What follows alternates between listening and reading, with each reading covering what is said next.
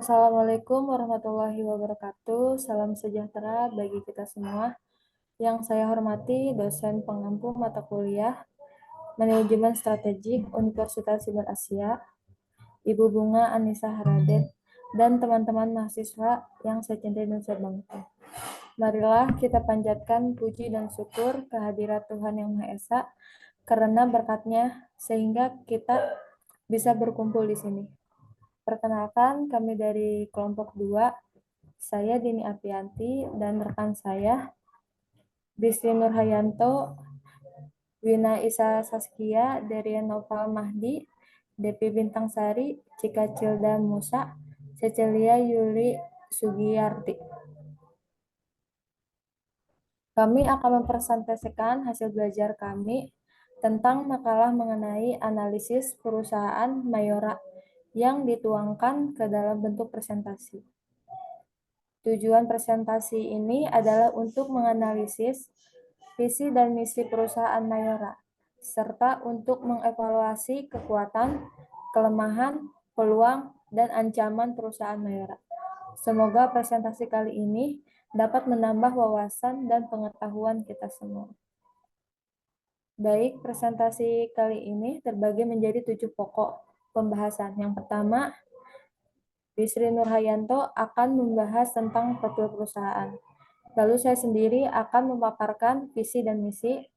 Lalu Dwina Isa Saskia akan membahas analisis visi dan misi. Dari Nopal Mahdi akan membahas komponen visi dan misi. Lalu Depi Bintang Sari membahas trends and weakness perusahaan. Lalu Cika Cilda Musa akan membahas opportunity dan threat perusahaan. Lalu Cecilia Yuli Sugiyarti akan membahas analisis SWOT. Mungkin langsung saja ke pembahasan kepada Bisri Nurhayanto, saya persilahkan. Terima kasih Mbak Dini. Saya akan membahas di poin pertama profil perusahaan Mayora. Sebentar.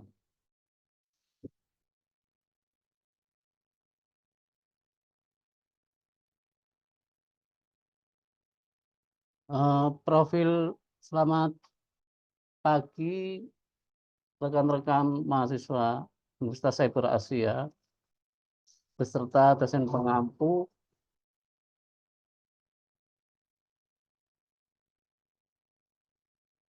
mata kuliah Manajemen Strategik Ibu Bunga Anissa Haraden.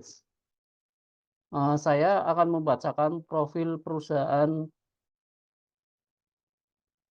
Mayora Indah atau dalam hal ini Mayora Group. Profil PT Mayora Indah. Mayora Indah memulai bisnisnya.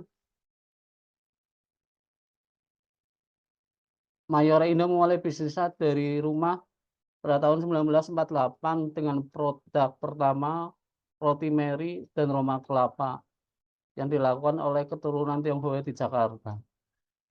Pada 1967, Jogi Hendra Atmaja yang merupakan generasi ketiga ikut terjun mengembangkan bisnis tersebut di daerah Kampung Bali, Tanah Abang, Jakarta Pusat, dan diproduksi masih secara rumahan di bawah bendera Inbisco Group atau Indonesian Biscuit Company. Pada tahun 1970, karena permintaan pasar yang sangat banyak, di bawah bendera Indrico Jaya dibangun pabrik dengan kapasitas lebih besar yang mencapai produksi 9.000 ton per tahun. Untuk mengembangkan sayapnya pada tahun 1977, Jogi Hendra Atmaja beserta dua rekannya, yaitu Raden Sudikja dan Darmawan Kurnia, mendirikan PT Mayora Indah di daerah Tangerang, Banten, dengan memulai produksinya untuk produk biskuit, wafer, dan produk olahan coklat. Pada tahun 1977 ini diperingati sebagai tahun berdirinya Mayora Group. Menginjak 1981, keluarga Atmaja mendirikan CV United Print yang kemudian hari berganti nama PT United Brarindo atau United Print atau disingkat UB yang memproduksi permen, produk olahan coklat, dan wafer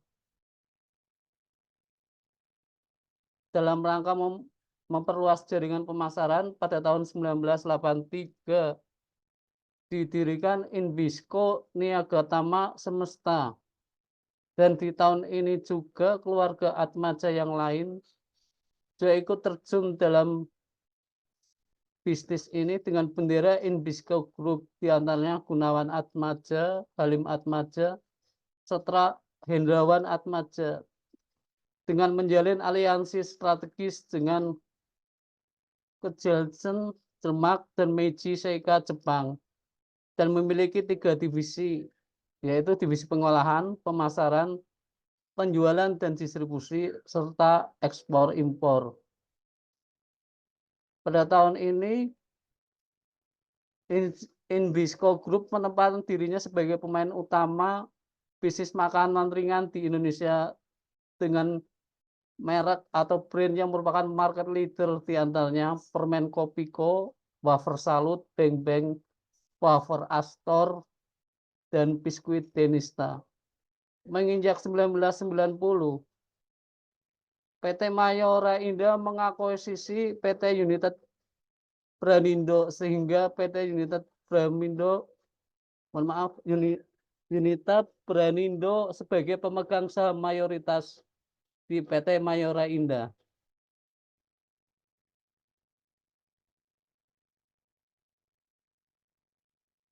Pada tanggal 4 Juli 1990, dalam rangka memperkuat struktur permodalan,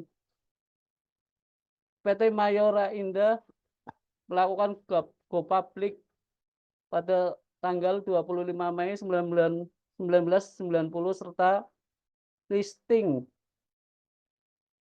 4 Juli 1990 di 2 bursa, yaitu Bursa Efek Jakarta, BEJ, dan Bursa Efek Surabaya, yang kemudian sekarang dikenal dengan Bursa Efek Indonesia, dengan melepas saham ke publik sebanyak 3 juta lembar saham dengan harga penawaran Rp9.300 dengan kode saham MJOR.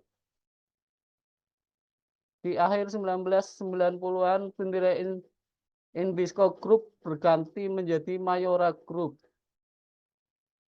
Sampai saat ini Mayora Group telah memiliki 12 pabrik yang tersebar di seluruh Indonesia dan luar negeri dengan jumlah tenaga kerja kurang lebih 15.000 pada tahun 2022. Di antaranya 2 pabrik di Tangerang, 3 pabrik di Jalan Yos Sudarso Tangerang, 3 pabrik di Serang Tangerang, 2 pabrik Serang Tangerang, dan 1 pabrik di Kalamba, Filipina.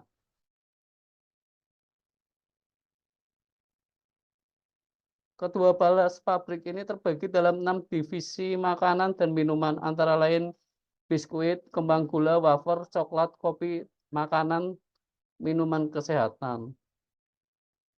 Selain bergerak di bidang makanan dan minuman, Mayora Group juga bergerak di bidang finansial, khususnya perbankan, yaitu PT Bank Indonesia atau dikenal dengan Bank Mayora, sebuah bank devisa yang dimiliki patungan dengan Bank Negara Indonesia atau BNI dan berdiri sejak 1993. Jaringan distribusi Mayora Group telah tersebar lebih dari 100 negara, kecuali untuk produk perbankan atau produk finansial. Demikian pemaparan profil PT Mayora. Selanjutnya saya serahkan ke pembawa acara, rekan Dini. Monggo lanjut. Baik, berikut ini visi misi perusahaan Mayora yang saya peroleh dari website resminya. Secara karakteristik, berikut ini visi misi PT Mayora Indah. 1. Menjadikan produsen makanan dan minuman berkualitas yang dipercaya oleh konsumen, baik di pasar domestik maupun internasional, serta menguasai pangsa pasar yang signifikan dalam setiap kategori. Lalu yang kedua, dapat memperoleh laba bersih, operasi di atas rata-rata industri, dan memberikan value added yang baik bagi seluruh stakeholder perseroan. Yang ketiga, dapat memberikan kontribusi positif terhadap lingkungan dan negara di mana perseroan berada. Baik, untuk pembahasan lebih lanjut mengenai visi dan misi perusahaan Mayora akan dipaparkan hasil analisis dan komponen oleh rekan saya Dwina Isaka Saskia. Dan dari Noval Mahdi, untuk rekan saya Dwina, saya persilahkan. Oke, terima kasih Kak Dini. Selanjutnya, saya akan menjelaskan di sini terkait analisis visi dan misi PT Mayora yang sudah kami simpulkan atau kami rangkum. Yang pertama adalah pada visi misi PT Mayora memiliki tujuan jangka panjang, yaitu menjadi produsen makanan dan minuman berkualitas yang dipercaya oleh konsumen di seluruh dunia, serta menguasai pangsa pasar yang signifikan dalam setiap kategori. Menunjukkan tujuan jangka panjang perusahaan untuk menjadi pemimpin pasar di bidang makanan dan minuman. Yang kedua adalah, melalui pernyataan dari visi misi, dapat dijelaskan tujuan utama perusahaan Mayora adalah untuk memperoleh laba bersih lebih dari para pesaing atau kompetitor di bidang industri yang sama. Untuk identifikasi kebutuhan dan ekspektasi pihak-pihak yang berkepentingan, perusahaan Mayora dalam pernyataan visi misinya memberikan nilai tambah bagi seluruh stakeholder. Maksud dari value add tersebut adalah penambahan nilai ekonomi ke dalam suatu produk atau jasa. Tujuannya agar produk atau jasa menjadi lebih unggul, tentunya akan menarik lebih banyak pelanggan dan keuntungan bagi para pemegang saham, karyawan, konsumen, pemasok, mitra bisnis, dan komunitas lokal. Selanjutnya yang ketiga, boleh di next. Yang ketiga adalah terdapat nilai-nilai, yaitu fokus pada kualitas, inovasi, dan tanggung jawab sosial, menunjukkan prinsip dan keyakinan yang mendasari perusahaan untuk selalu memberikan produk berkualitas, berinovasi, serta memberikan kontribusi positif terhadap lingkungan dan masyarakat. Yang keempat adalah orientasi pasar, yaitu pasar domestik dan internasional, menunjukkan target pasar perusahaan Mayora adalah mencangkup seluruh dunia. Yang kelima adalah adanya kompetensi inti, yaitu kualitas produk, inovasi, dan jaringan distribusi yang luas. Menunjukkan keunggulan kompetitif perusahaan yang berasal dari kualitas produk yang terjamin, inovasi yang berkelanjutan, dan jaringan distribusi yang luas. Selanjutnya akan dijelaskan oleh rekan saya. Silahkan.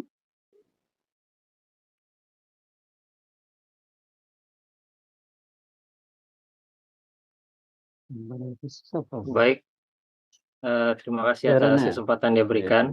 Iya, Pak. Ya. Selanjutnya adalah komponen visi dan misi. Di sini ada beberapa komponen visi dan misi PT Mayora, yaitu 1. Tujuan jangka panjang yang menggambarkan arah dan tujuan perusahaan dalam jangka panjang. Yang kedua, untuk mengidentifikasi kebutuhan atau ekspektasi pihak-pihak yang berkepentingan, memberikan nilai tambah yang baik bagi seluruh stakeholder. Maksud dari value added tersebut adalah penambahan nilai ekonomi ke dalam suatu produk dan jasa. Tujuannya agar produk atau jasa tersebut menjadi lebih unggul. Tentunya akan menarik lebih banyak pelanggan dan keuntungan bagi para pemegang saham, karyawan, konsumen, pemasok, mitra bisnis, dan komunitas lokal. Yang ketiga yaitu nilai-nilai yang menggambarkan prinsip dan keyakinan yang mendasari perusahaan. Yang keempat adalah orientasi pasar, yang menggambarkan target pasar dan kebutuhan yang ingin dipenuhi oleh perusahaan. Lalu yang terakhir itu yaitu nomor 5, kompetensi inti yang menggambarkan keunggulan kompetitif yang dimiliki oleh perusahaan.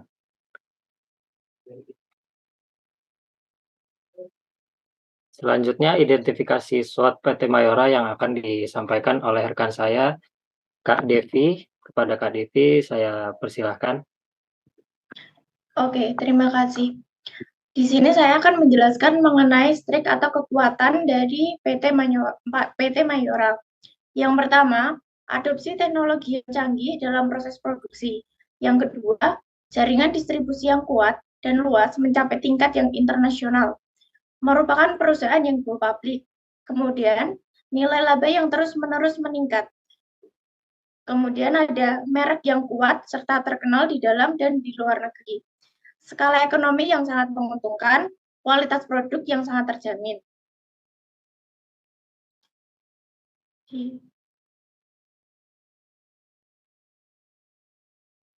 Kemudian saya akan menjelaskan mengenai kelemahan dari PT Mayora.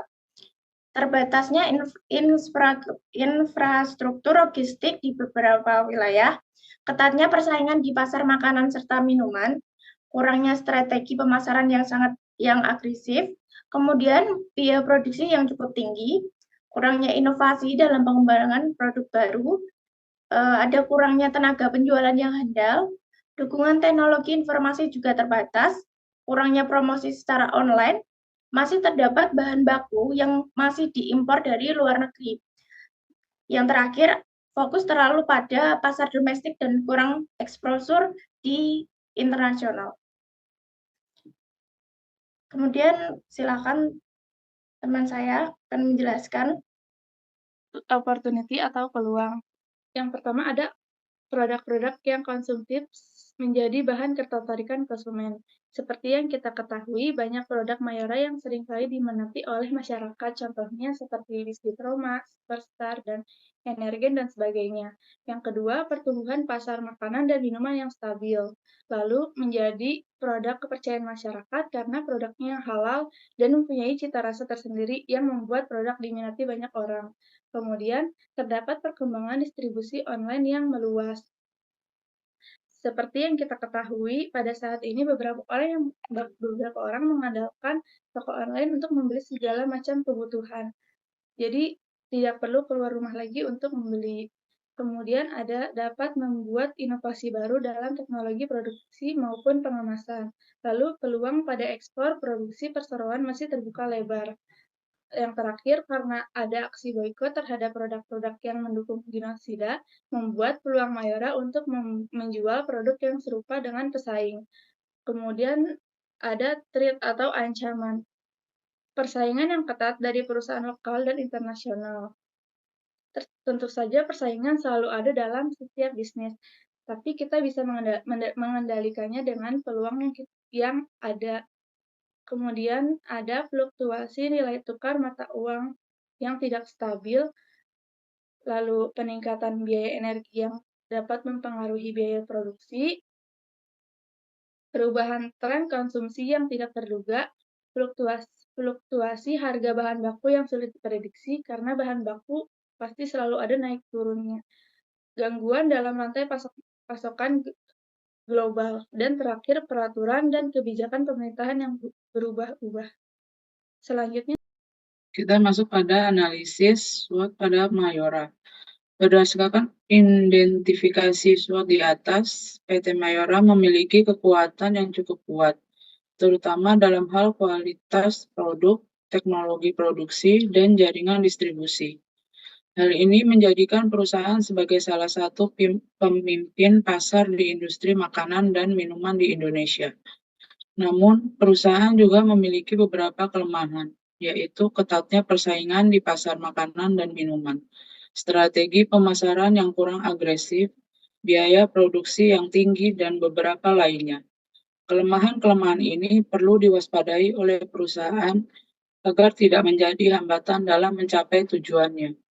Peluang yang ada di depan PT Mayora cukup besar, yaitu pertumbuhan pasar makanan dan minuman yang stabil, perkembangan teknologi, peluang pada ekspor produk, perseroan masih terbuka lebar, dan lain sebagainya.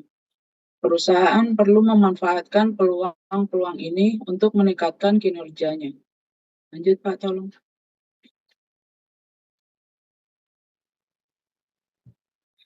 Ancaman yang dihadapi oleh PT Mayora juga cukup besar, yaitu fluktuasi harga bahan baku, persaingan yang ketat, perubahan tren konsumsi yang tidak terduga, peraturan dan kebijakan pemerintah yang berubah-ubah, dan lainnya.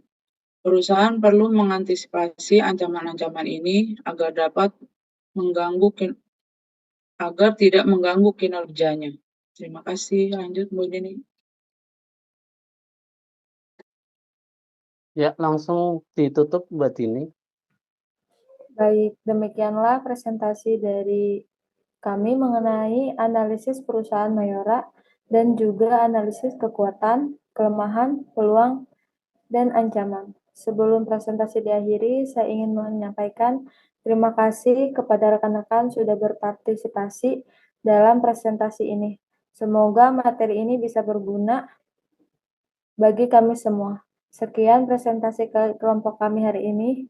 Jika ada kurangnya, saya mewakili kelompok. Mohon maaf sebesar-besarnya. Terima kasih. Wassalamualaikum warahmatullahi wabarakatuh. Waalaikumsalam warahmatullahi wabarakatuh.